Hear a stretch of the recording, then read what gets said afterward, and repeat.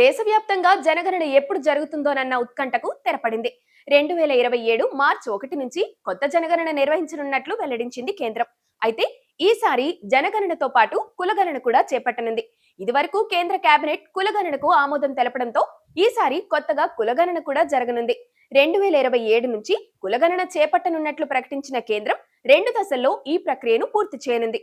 అయితే కొన్ని రాష్ట్రాల్లో 2026 నుంచి ఈ లెక్కింపు ప్రారంభం కానుంది. మొదటి దశలో హిమాచల్ ప్రదేశ్, జమ్మూ కాశ్మీర్, ఉత్తరాఖండ్, లదాఖ్ కేంద్రపాలిత ప్రాంతాల్లో వచ్చే ఏడాది అక్టోబర్ నుంచి ప్రారంభం కానుంది. చివరిసారిగా ఈ జనగణన లెక్కలు 2011లో నిర్వహించబడ్డాయి. నిబంధనల ప్రకారం 2021లో ఇది జరగాల్సినప్పటికీ కరోనా మహమ్మారి కారణంగా లెక్కింపు వాయిదా పడింది. జనగణన చేపట్టేందుకు చేయాల్సిన ముందస్తు కసరత్తుకు ఆటంకం ఏర్పడింది. దాదాపు 16 ఏళ్ల విరామం తర్వాత మళ్లీ జనాభా లెక్కలు చేపట్టబోతున్నారు. 30కి పైగా ప్రశ్నలతో కూడిన ప్రాథమిక సర్వే ఫారం ను సిద్ధం చేసినట్లు తెలుస్తోంది.